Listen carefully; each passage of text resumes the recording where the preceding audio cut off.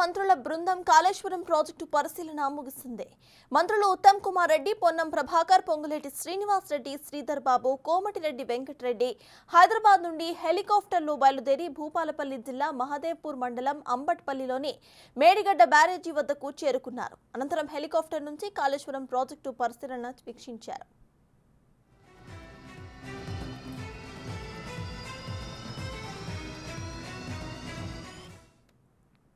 నేనుడునా మాకున్న అవగాహన మాకుంది.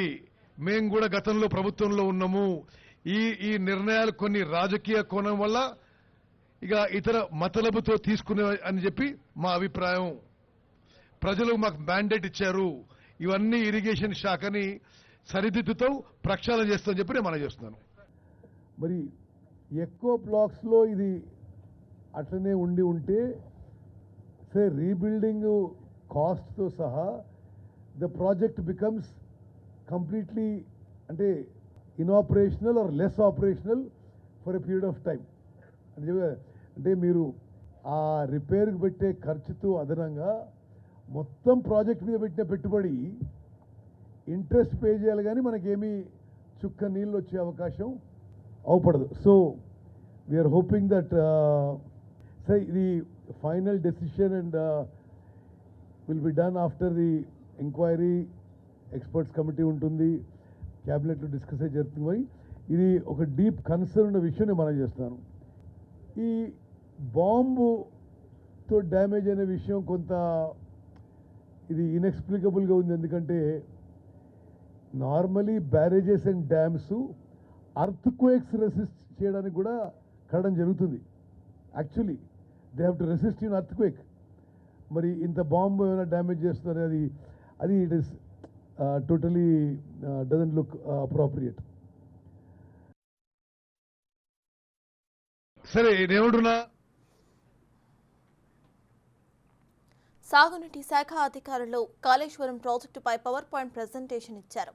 ప్రాజెక్టు రూపకల్పన, వ్యయం, పెండింగ్ పనుల వివరాలను తెలియజేశారు. సుదీర్ఘంగా సాగిన పవర్ పాయింట్ ప్రెజెంటేషన్లో అధికారులు కీలక సమాచారం వెల్లడించడంతో పాటు పలు సూచనలు కూడా తెలియజేశారు. మేడిగడ్డలో మొత్తం 4 పిల్లర్లు కుంగిపోయాయని అధికారులు చెప్పారు. కాళేశ్వరం ప్రాజెక్టు భవితవ్యం ఈ పిల్లర్ల మీదే ఆధారపడి ఉందని అన్నారు. అంటే ఈ వాంటెడ్లు చేసిందా, అసలు ఇంజనీర్స్ ఏమైనా అడ్వైస్ తీసుకున్నా, లేకపోతే కేసీఆర్ గారు ముఖ్యమంత్రిగా ఆయననే చీఫ్ ఇంజనీర్గా డిజైన్ చేసిందా, ఇది అసలు ప్రజలకు తెలియాలి. అసలు ఇది ఎవరైనా కిందికి పోయే గ్రావిటీకి పోయి కింద పోయే వాటరు కింద 3 బ్యారేజ్ కట్టి పైకి తీసుకొచ్చి కిందికి వదిలిపెట్టడము అదొక తుకులకు చర్య. అది ఇంకా మీరు రాను ఇంకా కిందికి పోయి పోలవరం దగ్గర కట్టి మళ్ళీ 3 బ్యారేజ్ కట్టేవాళ్ళు. మీరు ఏంది పని అది? మీరు ప్రజెంటేషన్ చూసిన తర్వాత మీరు ఈఎన్సీగా ఉన్నారు, ఎస్సీలు ఉన్నారు, సిఈలు ఉన్నారు, హరిరామ, మీరు అప్పుడే లీవ్ పెట్టి వెళ్ళిపోవాలి. మీరు యాక్చువల్గా నేను ఐఎమ్ ఆస్కింగ్ స్ట్రేట్ క్వశ్చన్. ఇది మీ గవర్నమెంట్ అంటే అప్పటి గవర్నమెంట్ అయినా ఇప్పటి government you are the custodian of the public property, public money. వాళ్ళని కాపాడాలి. మేము ఏం పిచ్చి ప్రాజెక్ట్ ఇది, ఏం చేసింది మీరు? ఇవాళ పియర్ కిందికి 1.2 5 మీటర్లు దిగింది. అది దాన్ని రెక్టిఫై చేస్తుంటున్నాం. అన్నారం కింద బ్యారేజ్ ఉన్నది.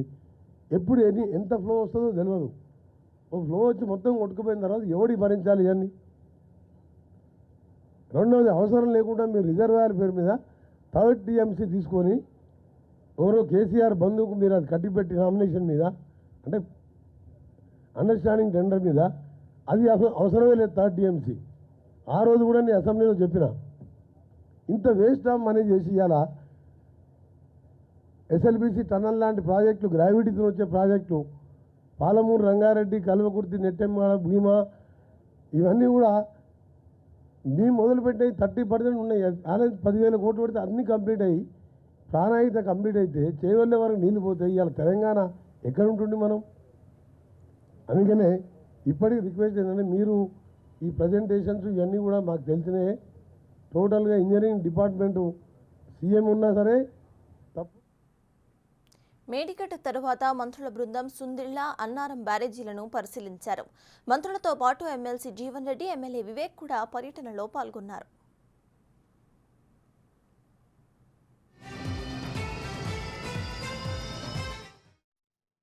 అసలు డ్రాఫ్ట్ నోటిఫికేషన్ రాకముందే కంపెనీ అధికారులు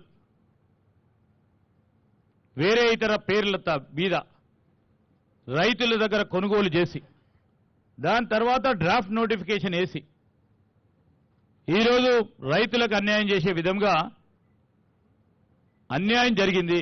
ఒకటి, దానిపైన విచారణ జరపాలని మేము కోరుతా ఉన్నాం. రెండవది, ముంపుకు గురైతా ఉన్నాయి.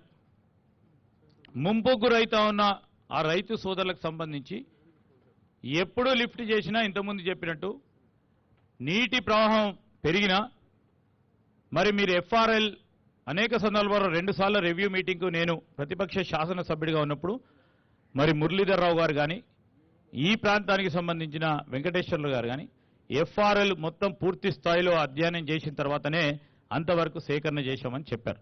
చాలా సంతోషం. అయినా కానీ ఎందుకు మునుగుతా ఉన్నాయి? నేను ఇంజనీర్ని కాదు, కానీ ముంపుకు గురి కావద్దు. ఈరోజు ఎందుకు ముంపుకు ఇటు మంతెనికి కానీ అటు చెన్నూరు ప్రాంతాలకు సంబంధించిన రైతు సోదరుల చాలా వ్యవసాయ భూములు ముంపుకు గురైతా ఉన్నాయి. నష్టపరిహారం ఇయ్యలేదు. క్రాప్ హాలిడే ఒక ప్రాంతంలో అటువైపు ప్రాంతంలో ఉన్న మా అన్నారం, మల్లారం, వెంకటాపూర్ గ్రామాలకు సంబంధించి కానీ అక్కడ చాలా కష్టపడితే అక్కడ క్రాప్ హాలిడే ఇచ్చారు. అటున్న సుందీళ్లకు సంబంధించిన ఆ ప్రాంతాలకు సంబంధించిన ఆ కిందున్న గ్రామాలకి క్రాప్ హాలిడే ఇయ్యలేదు, క్రాప్ కంపెన్సేషన్ ఇయ్యలేదు. ఈ విధంగా పూర్తి స్థాయిలో మా ప్రాంతం నష్టపోయింది. ఇంతకుముందు మా సహచర మంత్రివర్గ సభ్యులు రెవెన్యూ మంత్రి గారు చెప్పినట్టు అన్ని టీఎంసీలు 9 టీఎంసీలు వ్యత్యాసం కనబడ్డది. సరే, మా ప్రాంతానికైతే 1 ఎకరానికి నీరు వేయలేదు. సో దానికి సంబంధించిన సంశయం కూడా మా ప్రాంత ప్రజల్లో ఉంది. వీటన్నిటిని కూడా నివృత్తి చేసే భాగంలో నేను గౌరవ మంత్రి గారిని కోరుతా ఉన్నా. మేము ఇంతకుముందు లేవనెత్తిన అంశాలతో పాటు మీరు థర్డ్ పార్టీ అంశాలను కూడా ఈరోజు మాకు కావాల్సింది బ్యారేజీలు, దాని తర్వాత పంప్ హౌజ్లకు సంబంధించిన అనేక అంశాలు. ఎందుకంటే 3 సంవత్సరాల క్రితం భారీ వర్షాల కారణం మొత్తం పంప్ హౌజులు ముంపుకు గురైనాయి. ఇవన్నీ దృష్టిలో పెట్టుకుని పంప్ హౌజులు ఎక్కడ కట్టాలో అక్కడ కట్టాల్సిన అవసరం ఉండే, కానీ పంప్ హౌజులు ముంపుకు గురైనాయి. సాంకేతిక లోపం ఉంది, ఖచ్చితంగా లోపం ఉంది. దానిపైన తప్పకుండా మీరు ఏ విధమైన నిర్ణయం తీసుకుంటారు, అదే విధమైన నిర్ణయానికి సంబంధించి ముఖ్యమంత్రి గారితో కూడా మీరు సంప్రదించి ఈరోజు మనకు ప్రజలకు చెప్పాల్సిన అనేక అంశాలు ఉన్నాయి, తిరిగి తేట తెల్లంగా చెప్పే ఓ కార్యాచరణ తీసుకోవాలని నేను కోరుతా ఉన్నాను.